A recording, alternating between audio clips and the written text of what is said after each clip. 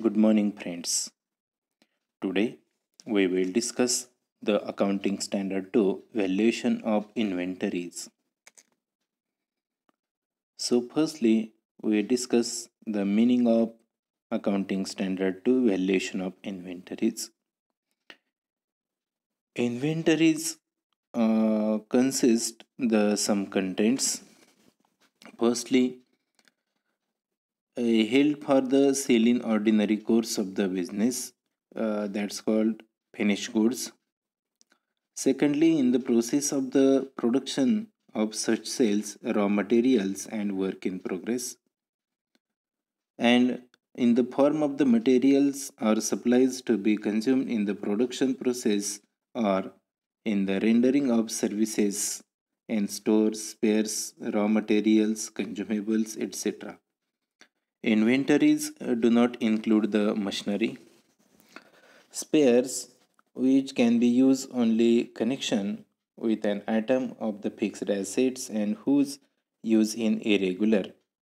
Such machinery spares are the accounted for the accordance with the accounting standard number 10 accounting for the fixed assets.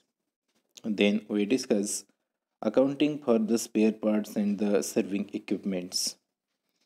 The Institute of Chartered Accountant of India uh, issued the some guidelines for the ASI2, providing the interpretive guidance on the accounting for the machinery spares in the compliance with accounting standard number 2 and accounting standard number 10.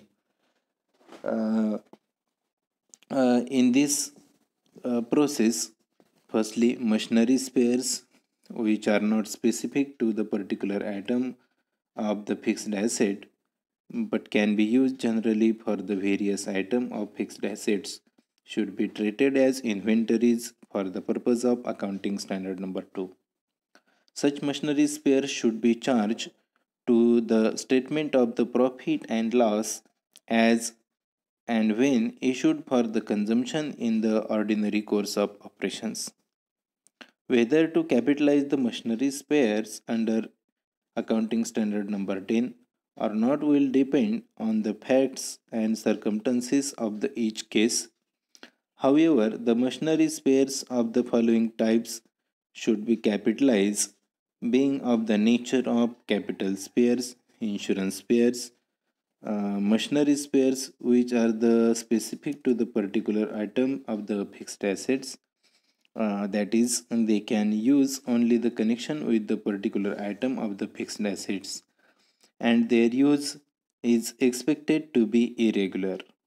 Machinery spares of the nature of capital spares, insurance spares should be capitalized separately at the time of their purchase, whether procedure at the time of purchase of the fixed asset concerned or the subsequently. The total cost of such capital insurance spare should be allocated on the systematic basis over the period not exceeding the useful life of the principal item. That's called the fixed asset to which they relate.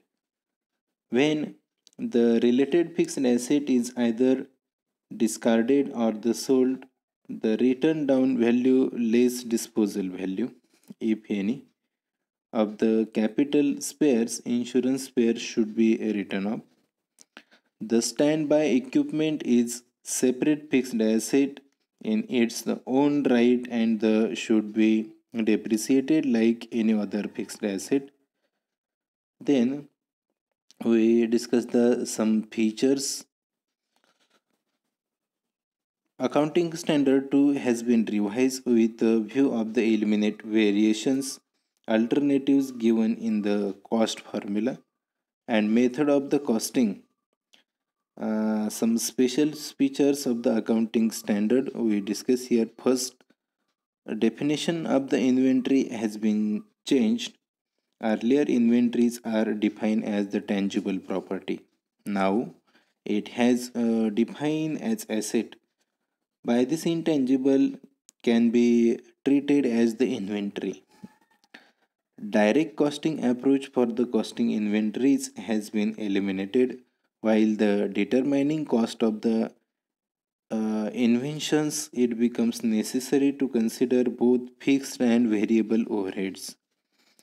Base stock and the LIFO formula are eliminated. Applications of the weighted average formula has been specified. Earlier, the formula was mentioned as average, which could be which could mean simple average as well as a weighted average. Byproducts, waste, and spares are to be valued at the net realizable price if their value is not a material. Materials and supplies need not written down applying the net realizable value.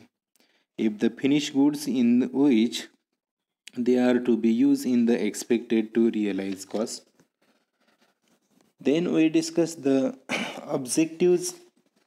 The objective of the accounting standard 2 is to formulate the method of the computation of the cost of inventories.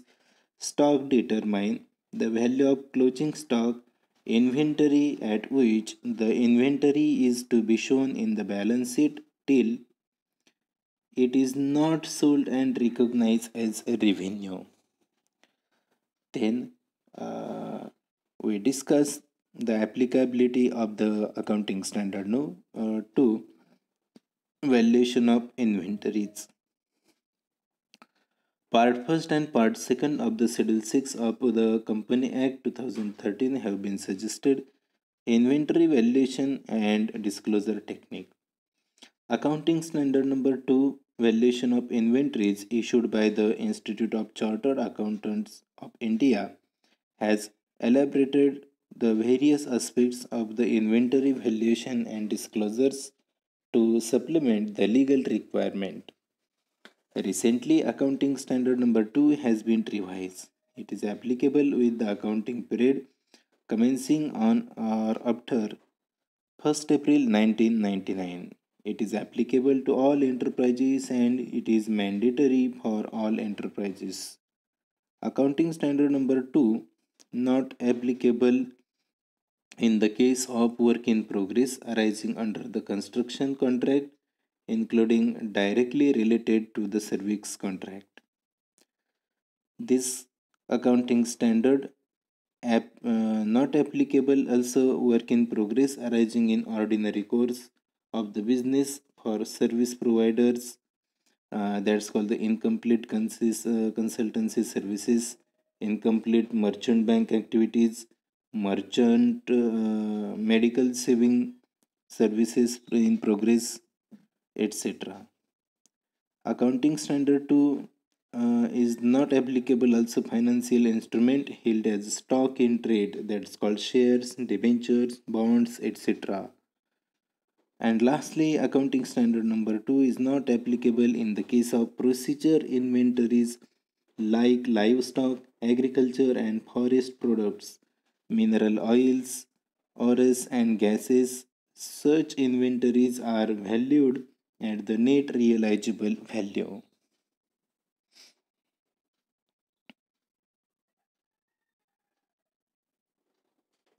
Here we will discuss the measurement of inventories. This is the formula of the valuation of inventories.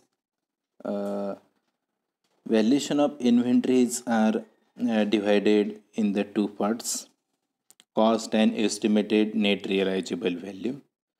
Net realizable value also calculate at the selling price less cost of sales.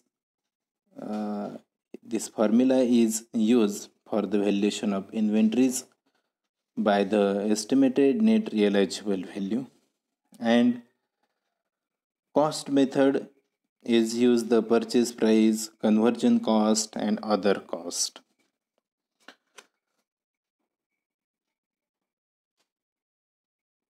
Firstly, we see the inventories valuation by the cost of purchases. Here is the formula of the cost of purchases. We see firstly the purchase price, then add duties and taxes, then add freight inward, then add other expenditure directly attributable to the acquisition, then we less duties and taxes recoverable by the enterprises, less trade discount, and lastly less the other similar items. And then remaining balance is we called as cost of purchases.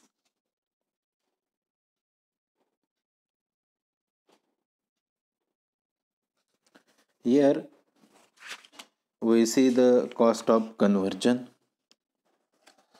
Cost of conversion includes cost directly related to the unit of productions, that's called the direct labor, direct material, direct expenses, systematic allocations of the fixed and variable production overheads that are the incurred in the converting material into finished goods.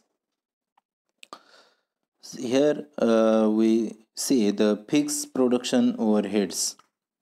Fixed overheads remain the fixed within the range of activities.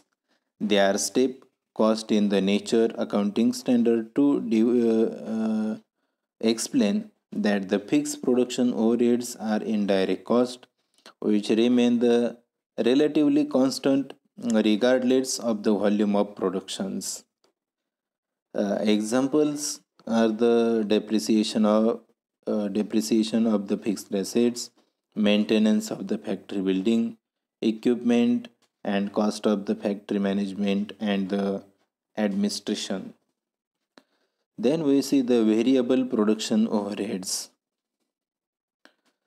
These are defined as the indirect cost of the production that vary directly or indirectly with the volume of the production, such as indirect material and indirect labor. Then we see the allocation of the fixed production overheads. Fixed production overheads are allocated to the cost of conversion on the basis of the normal capacity of the production facilities. This principle takes care the fluctuation in the actual capacity utilization which results in the fluctuation of fixed production overheads allocation. During the period of the abnormally high production, the amount of fixed production overheads allocated to each unit of the production is decreased so that the inventories are not measured above the cost. Then we see the allocation of the variable production overheads. Variable production overheads are the charge to each production unit on the basis of the actual production. Then we see the joint products and byproducts. What is meant by joint products and byproducts?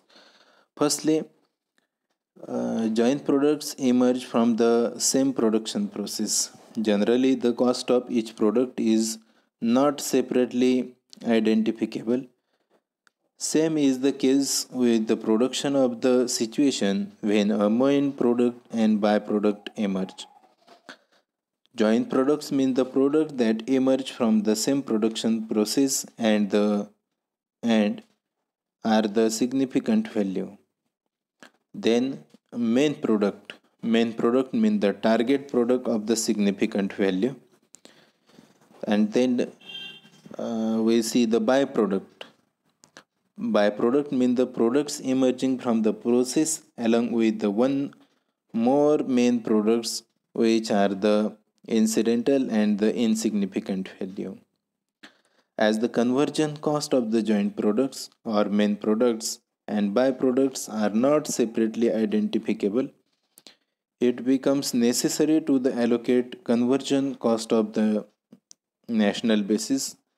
If the byproducts, scrap and waste material are the by nature not material value, they are measured at the net realizable value. Accordingly, net realizable value of the byproducts, scrap and waste is the first deducted from the conversion cost, and the balance of the conversion cost is distributed among the main product. Here we see the treatment of the other cost.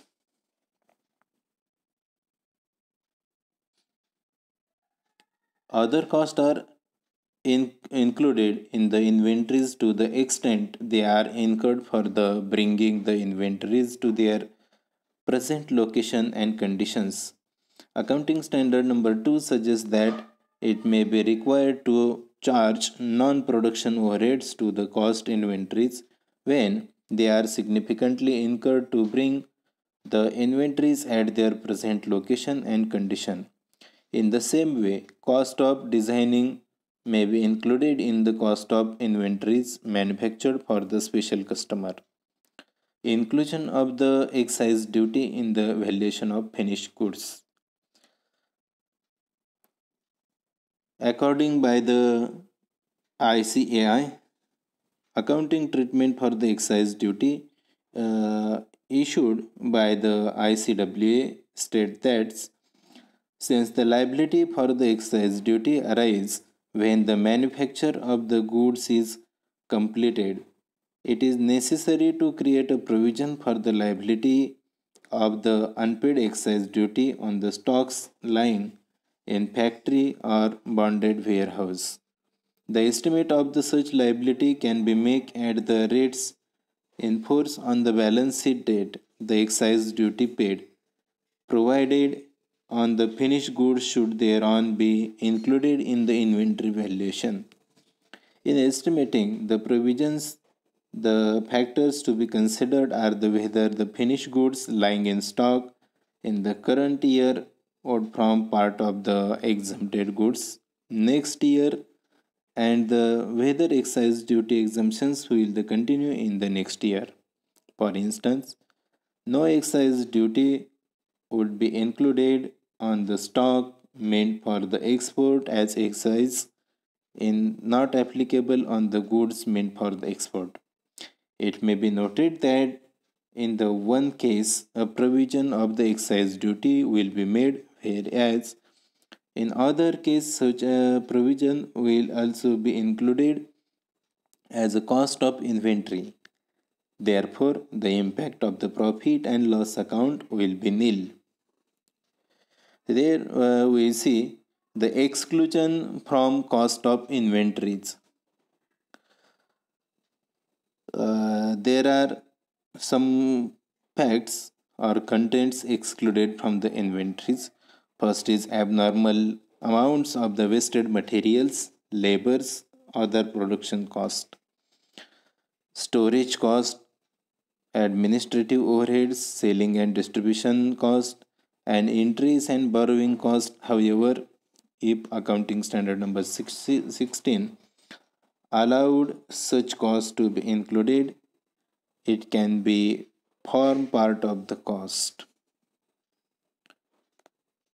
Then we see the specific identification method where specific identification method is not applicable. First, for the purpose of the cost determination of the other inventories not covered under the specification identification method, accounting standard number 2 requires to follow either of the two cost formula. First is first in first out method, means that FIFO method, and second is weighted average method. Either of the two formula can be used for the determination of the cost. First is raw material inventories, second is work in progress, third is finished goods, and last is stores and spares. Then we see the cost of inventories in the certain condition.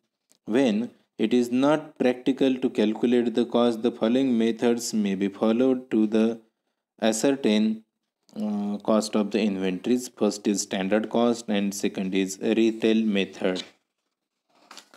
Standard cost means it is the cost which is ascertained by the taking into account at the normal level of the consumption of material and supplies, labor efficiency and capacity utilization. Standard cost has to be regularly reviewed and revised by the taking into account the current condition. Then we see the retail method. Retail method is normally employed in the retail business when it is difficult to the ascertained cost of the individual item. It is applicable when items of the inventories are rapidly changing item and have similar margins, for which it is not applicable to use other costing method. Under the retail method, the cost of inventory is determined by the reducing form. The sale value of inventories are approximate percentage of the gross margin. The percentage applied takes into the account inventory that has been marked down to below its original selling price. Retail method formula is also known as the adjusted selling price formula.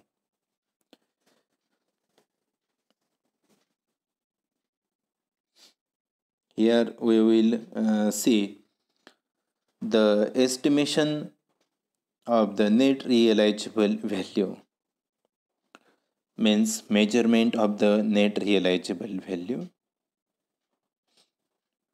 Firstly, we discuss what is meant by the measurement of net realizable value, and then we see the estimation of net realizable value. As per accounting standard 2, inventories are valued at the lower of the cost and net realizable value. The principles of the net realizable value is based on the view of the assets should not be carried in the excess of amounts expected to be the realized from their sales. Cost of inventories may not be recoverable for the various reasons. Means the inventories are the damage and inventories become the absolute. Market price has declined, production cost of the increase. Net realizable value is defined as the estimated selling price in the ordinary course of the business less the estimated cost of the completion and estimated cost necessary to make the sales. Then estimation of the net realizable value. The net realizable value of the materials and other supplies held for use in the production and finished goods is estimated as under. Means the if finished goods product in which raw material and the supplies use is sold at a cost or above cost, then the estimated realizable value of the raw material and supplies is considered more than its cost. When finished products in which raw material and supply use is sold below cost, then the estimated realizable value of the raw material or supplies is equal to the replacement price of the raw material or supplies. Then we see the comparison between the cost and realizable value. Para number 18 of Accounting Standard 2 require that the comparison between the historical cost and net realizable value should be made items by the items or by the group of items. Total historical cost of the inventories should not be compared with the total net realizable value. Comparison of the aggregates may distort the value of inventories because one or two items having the low historical cost may offset low net realizable value of the other items. Then here materiality is shown in the estimation of the net realizable value.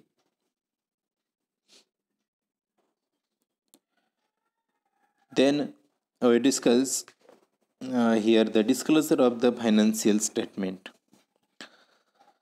Para number 26 of the Accounting Standard 2 requires the very simple disclosures. The financial statement should disclose the accounting policies adopted in the measuring inventories, including the cost formula use, the total carrying amount of the inventories and classification appropriate to the enterprises. For instance, finished goods, work in progress, raw materials, spare parts, and its carrying amounts is disclosed in the financial statement. Then we see the guidance note of the mode VAT oblique sin VAT means value added tax of the central value added tax. Indian Institute of Chartered Accountant issued a guidance note to accordance or treatment of VAT mode VAT oblique sin VAT with the substitution of the mode VAT credit scheme with the sin VAT with the effect from the 1st April 2000.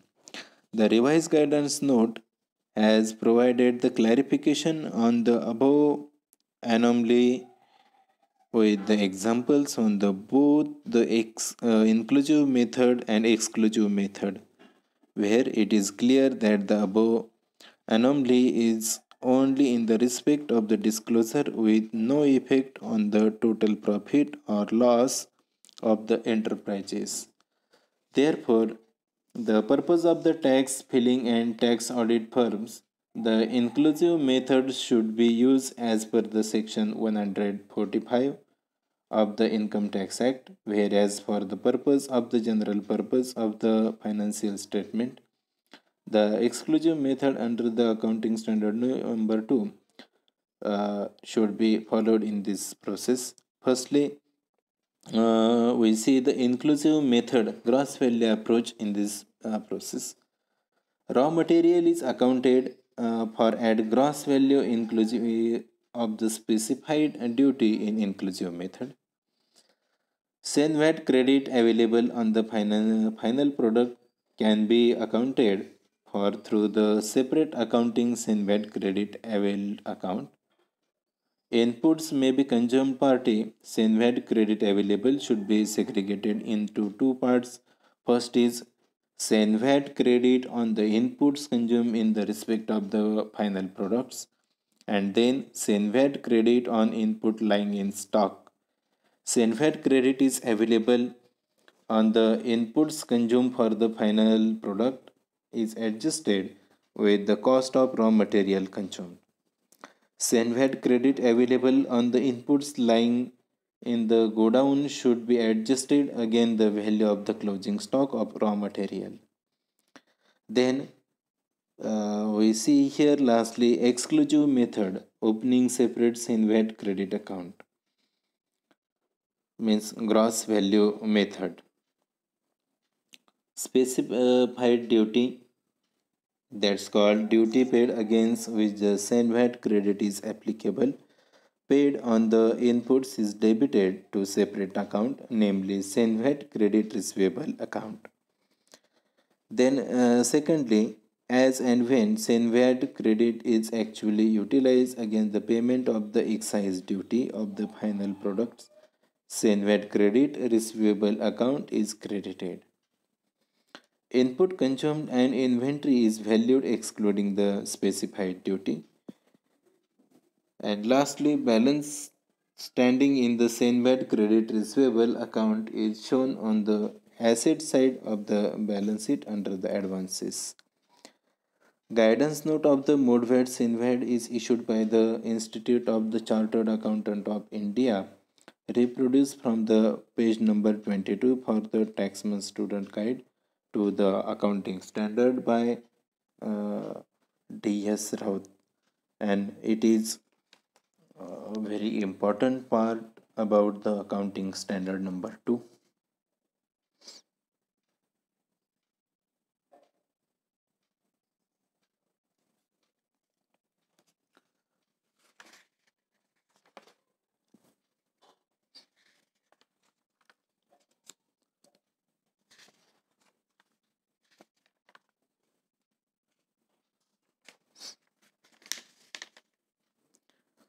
Today we see here the Accounting Standard number 2, where we see in this chapter meaning and definition of the valuation of inventories, accounting for the spare parts, machineries.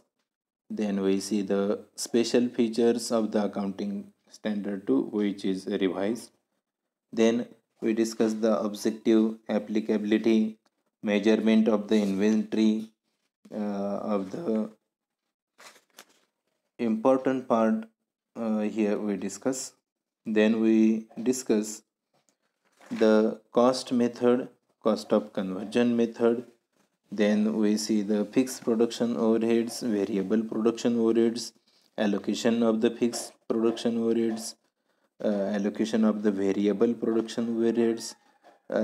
We see here joint products and main product byproducts definitions.